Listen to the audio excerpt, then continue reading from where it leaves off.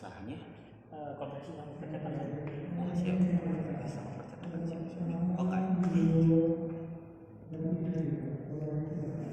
Udah belum? Dah. Oh ya. Oke ya. Assalamualaikum warahmatullahi wabarakatuh. Selamat siang. Perkenalkan nama saya Chani Gia Syarlezi beserta teman-teman kelompok saya Devani, Aditya Kia Putri dan Ade Joytan.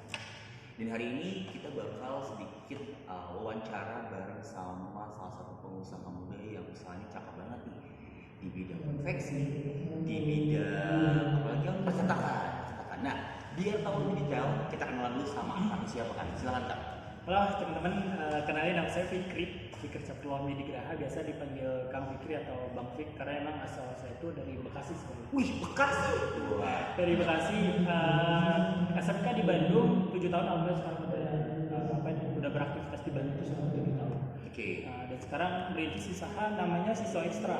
Jadi Siso Extra ini itu sebenarnya Siso itu kebalikan dari OSIS sebenarnya. Jadi karena emang awal mula bisnisnya tuh berorganisasi di OSIS, punya kesempatan peluang melihat peluang, udah akhirnya nge-branding yang namanya Siso. Ya udah dibalik aja nama OSIS gitu karena emang waktu itu nama OSIS bagus gitu. Dibalik jadi Siso biar makin kenal. Nah, Extra itu sendiri waktu itu kepanjangan dari extraordinary. Jadi extraordinary itu kalau dalam bahasa Indonesia itu luar biasa. Artinya luar biasa lah gitu. Jadi pengen membangun media usaha OSIS yang itu tuh luar biasa. Karena base-nya memang dari OSIS itu ya. Iya. Lucu. Target pasarnya kan banyak kan dari OSIS gedenya sampai sekarang juga. Dan sampai sekarang juga kan masih ngurusin OSIS. Jadi OSIS abadi lah gitu. Oke. Ya, sedikit pencerahan bagaimana Kang Fikri memulai dan memang mengawali usahanya. Awal dari OSIS dibalik jadi Siso ya itulah ya. Kadang yang kreatif itu mendadak ya nggak sih? Kadang yang kreatif itu mendadak dan kadang pun apa yang kita lakukan jadi ya itu bisa jadi usaha. Next, pertanyaan pertama, Kang, gimana sih caranya Kang memulai karir sebagai pengusaha ini? Nah, memulai karena emang waktu itu karena kepepet. Jadi karena emang anak rantauan gitu ya, anak pendatang dari Bekasi ke Bandung, gimana caranya bisa bertahan hidup, mikirnya mah gimana caranya bisa bertahan hidup ya di Bandung gitu.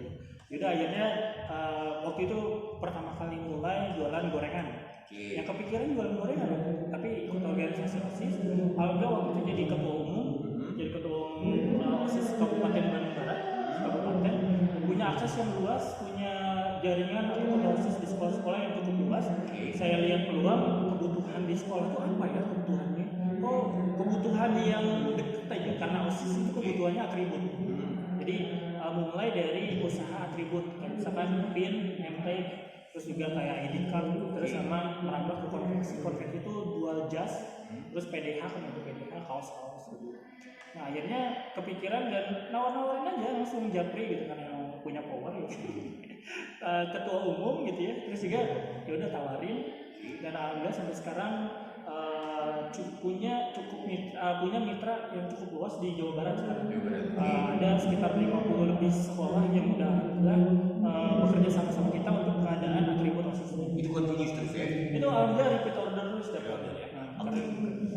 Setelah ngomongin soal awal usaha yang memang berbasis di pengadaan, next, ini awalnya memang sudah memiliki tujuan, perlengkapan sekolah aja, atau memang dari perlengkapan itu punya udahlah atribut semuanya. Nah ini awalnya buat nentuin target itu gimana? Awalnya nentuin target sih karena emang peluang besar atau akses yang saat itu bisa dijangkau untuk pengurus OSIS. Ya udah, coba dipetakan dulu aja akses atau sekolah mana yang emang bisa kita tawarkan. Yang kita tawarkan kan berarti ketika emang kita menawarkan sesuatu, berarti kita lihat dulu apa yang jadi kebutuhan di sekolah tersebut.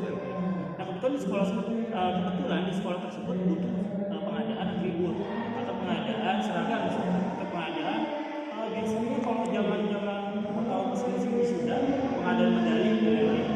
Ya udah, yang saat itu terkonek datanya, kebutuhannya gitu ya udah diadakan dan dijualkan dan ditawarkan. Sampai saat ini pun nggak ada matinya sih sebenarnya. Nggak ada matinya kalau bisnis konveksi dan percetakan, kecuali kalau misalkan kalau usaha itu mati kalau misalkan manajemennya atau pengelolaan bisnis itu kurang gitu sehingga kalah saing misalkan. Itu bisa aja kayak gitu. Tapi sampai saat ini alhamdulillah se-Jawa Barat pun masih belum keubek semua gitu. Iya, betul. Jadi masih banyaknya tuh Bandung Raya aja gitu karena yang customer. Maka ketika peluangnya masih banyak, saat ini juga alhamdulillah berjalannya udah itu aja. Dan alhamdulillah sekarang udah cukup lumayan lihatnya gitu. Oke. Nah, selepas dari itu, cara buat Akang itu mengelola usaha kayak gimana? Dari awal sampai saat ini ya, biar tetap settle. Ya tetap survive gitu ya, tetap bertahan. Kalau saya pribadi mengelola gimana caranya membangun brand kepercayaan sama amanah. Trusting dulu ya. Trusting, brand awareness. Nah, trusting kepercayaan pelanggan terhadap kita. Karena banyak banget kasus-kasus di luar itu kalau misalkan berhubungan dengan konveksi, pertama itu tuh dari segi proses, dari segi production itu lama. Terus juga ada juga yang nggak sedikit orang yang tertipu. Kayak misalkan kita udah ngasih DP, tiba-tiba si vendornya hilang aja. Itu banyak banget Sampai percetakan juga sampai kayak gitu, kayak buku tahunan sekolah. Itu banyak banget kasus-kasus kayak gitu. Hanya sampai sekarang bisa bertahan, alhamdulillah saya berdirikan usaha itu dari mulai kelas 11 SMK. Mulai brandingnya ya, mulai bahwasannya orang tuh tahu saya tuh jualan percetakan sama konveksi. Itu dari kelas 11 SMK. Nah, yang sekarang saya pegang gimana cara usaha saya bertahan, ya udah kepercayaan, ambil kepercayaannya. Misalkan mereka order ke kita baru pertama kali order. Nah, gimana caranya kita bisa meyakinkan dia, bisa bikin dia terpercaya? Ya udah, kita bikin pelayanan yang bagus. Kayak misalkan pertama kali order biasanya saya kasih bonus-bonus. Misalkan dari bonus PDH 2 biji ya, atau bonus-bonus PDH atau misalkan cashback yang lain. Terus juga dari segi brand awareness, kayak misalkan brand saya alhamdulillah sekarang udah cukup dikenal di media sosial, dan ketika emang orang pengen order ke kita pasti ngelihat media sosial dulu ya, ini bener nggak gitu ya. Ketika emang media sosialnya udah bagus, maka orang bakal percaya. Kuncinya memang kepercayaan. Trusting ya. Trusting bener. Jadi memang sangat tidak mudah ngebangun trusting, apalagi awareness-nya itu tuh trusting. Namun selepas dari tadi akan membangun agar tetap itu sehat. Pertanyaan selanjutnya adalah yang membedain usaha Akang ini sama usaha-usaha yang lain itu apa? Karena kan kalau kita berbicara soal percetakan konveksi, tiap gang ada. Iya. Tiap jalan mana ada aja. Tiap daerah mana juga pasti punya brand. Tapi apa nih pembedanya? Nah, kalau pembeda dari saya tadi selain kepercayaan, saya memberikan bonus-bonus. Bonus-bonus. Kayak misalkan cashback 5% misalkan dari total transaksi. Terus juga bonus merchandise. Terus juga kualitas terpercaya. Jadi kalau misalkan saya berani, kalau saya pribadi gitu ya, sekarang udah mulai riset ke beberapa vendor atau penjahit-penjahit di Bandung. Nah, saya ningkatin kualitas dari segi jahitan atau dari segi kain. Jadi kalau misalkan emang kualitas sudah bagus, terus juga harga juga saya kasih harga yang terbaik. Harga bener-bener kalau misalkan saya bisa riset, harganya tuh ya beda-beda tipis tapi lebih murah saya. Terus saya memberikan kualitas yang terbaik. Terus memberikan pelayanan atau bonus-bonus yang itu tuh nggak ada nggak bisa customer dapetin di vendor-vendor yang lain. Terus dari segi estimasi waktu, saya memberikan garansi. Kalau misalkan estimasi waktu untuk konveksi atau ya konveksi khususnya itu 14 hari kerja. Nah kalau 2 minggu, nah lewat dari 2 minggu itu 50%-nya nggak apa-apa nggak dibayar. Bener-bener kasih jaminan garansi seperti itu. Iya, karena kalau kita berbicara soal konveksi, nggak banyak nih. Awalnya oke sekali, 2 kali, 3 kali, sisanya los gitu ya. Ada yang sampai 3 bulan bahkan. Ada yang harganya mahal tapi prosesnya benar-benar lama gitu. Nah makanya berbeda itu sih. Saya menjamin garansi bahwasanya beres 14 hari, lewat dari 14 hari misalkan ya. Itu kita kasih garansi. Atau misalkan ada biasa permasalahan dari customer kayak misalkan udah beres nih ya 14 hari, tapi belum ada uang pelunasan. Biasanya itu ngobrol dulu sama kita. Kayak misalkan kayaknya mah 14 hari kecepatan ini anak-anak belum kekumpul nih uang. Oh ya nggak apa-apa, paling saya kasih waktu berapa gitu. Intinya sih 14 hari itu pada pasti concern aja gitu. Iya, udah running target. Last question. Gimana Kang menghadapi perubahan dinamika? Terus tiba-tiba ketika usahanya itu kan sekarang tuh usaha tuh lagi naik turun deh. Ketika turun gimana cara menghadapinya? ketika naik gimana tetap ngadepin biar tetap terus naik? Nah kalau misalkan saya tetap konsisten dari apa yang sudah kita rencanain. Jadi kalau misalkan emang bulan ini misalkan lagi turun, gimana kita evaluasi dari di tim. Apa yang jadi kekurangan misalkan? Atau misalkan ya udah emang rezekinya segitu misalkan. Kadang kan gini, kita benar-benar fokus memperbaiki apa yang kelihatan, tapi kadang suka apa sih? Kadang suka melalaikan apa yang memang itu teh jadi salah satu Kewajiban ya? kewajiban. Kayak misalkan kalau saya pribadi seorang muslim, saya kewajiban saya sholat misalkan, berdoa ke Allah teh biar dipermudah segala sesuatunya. Tapi kalau misalkan udah ikhtiar dari segi kayak misalkan perencanaan yang ada saya udah rencanain sama tim, terus saya udah ikhtiarkan maksimal mungkin bahwasanya perencanaan yang ada itu gimana caranya bisa maksimal.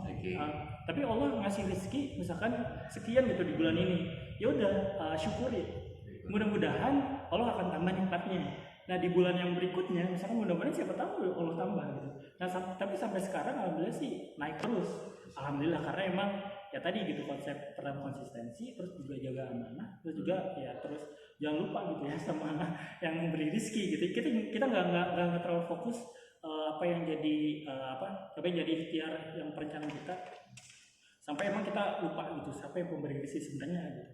Nah gitu. Nah ketika emang kita naik tetap istiqomah, tetap benar-benar jaga kepercayaan, tetap gimana caranya jaga kualitas. Itu susah sih jaga kualitas karena emang setiap penjahit